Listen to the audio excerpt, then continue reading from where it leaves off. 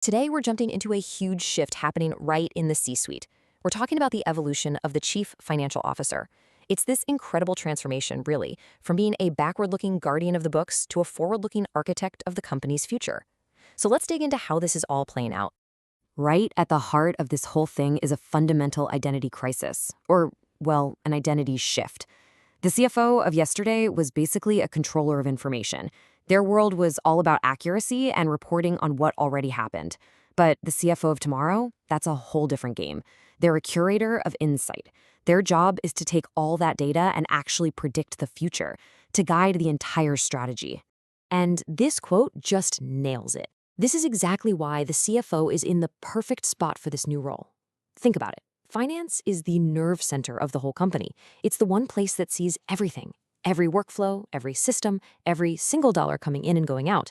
That gives the CFO a unique power to measure the real impact of innovation across the entire organization. So what's really driving this change? What's the tipping point? Why is the old way of doing things just not cutting it anymore?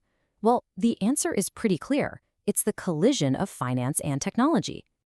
You see, technology is no longer just some problem for the IT department to solve. It's now a core responsibility for the CFO. All this new tech directly impacts the absolute lifeblood of the company. We're talking cash velocity, margin expansion, and where to allocate capital. These aren't just optional add-ons anymore. They are the fundamental drivers of financial performance, period. All right, so if we're talking tech, what's actually in this new toolkit?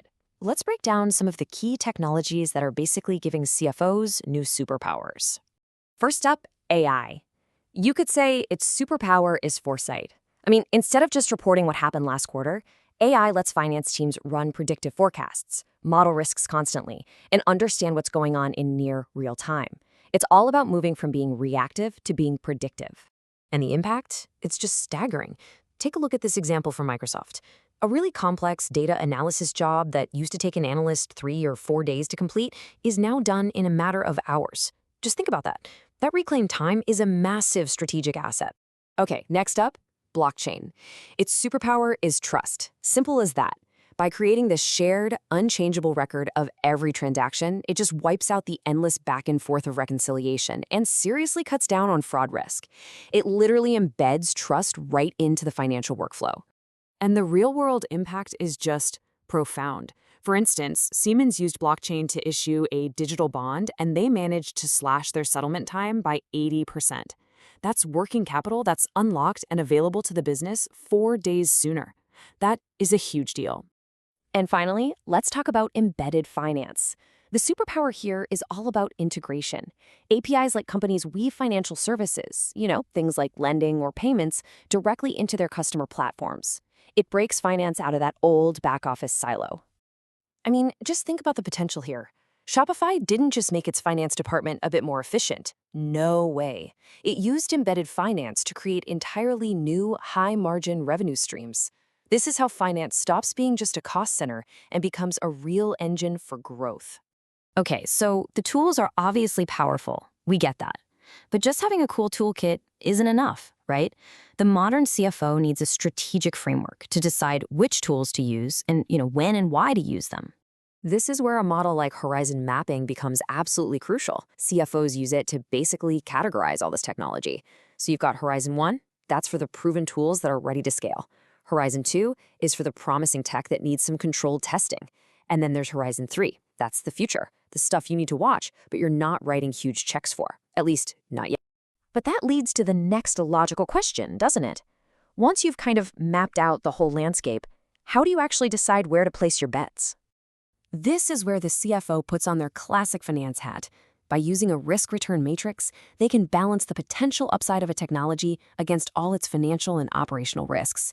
So, an AI-driven financial close, high return, low risk, that's a clear yes. An unregulated DeFi tool, that's decentralized finance, low return, high risk, that's a clear no, at least for now. Okay, enough with the theory. Let's see how this all looks in the real world. How are leading companies actually putting these ideas into practice? Let's start with Schneider Electric. Their challenge was a classic finance nightmare, a painfully slow month-end close. It took 8 business days, which meant by the time the leaders got the data, it was already old news.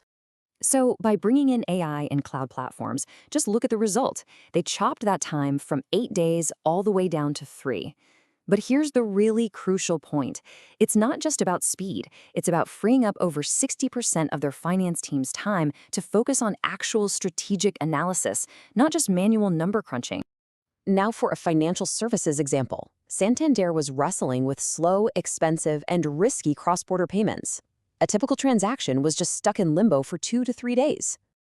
And this is just incredible. By using a blockchain system, they took a process that took days and got it done in 5 seconds.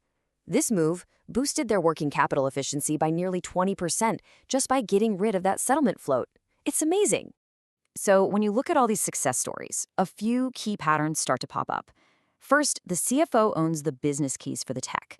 They start small with controlled pilots. They build teams that work across departments: finance, IT, operations.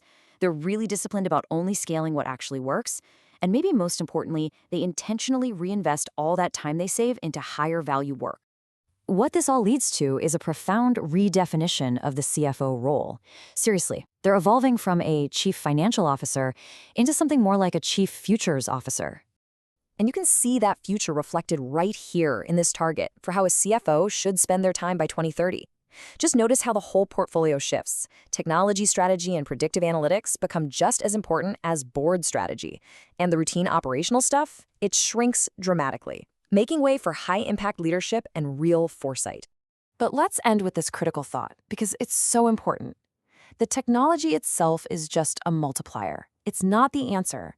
It's the CFO's wisdom, their judgment, and their strategic leadership that will ultimately decide whether these incredibly powerful digital tools actually create lasting business value. The human element, that's still the ultimate answer.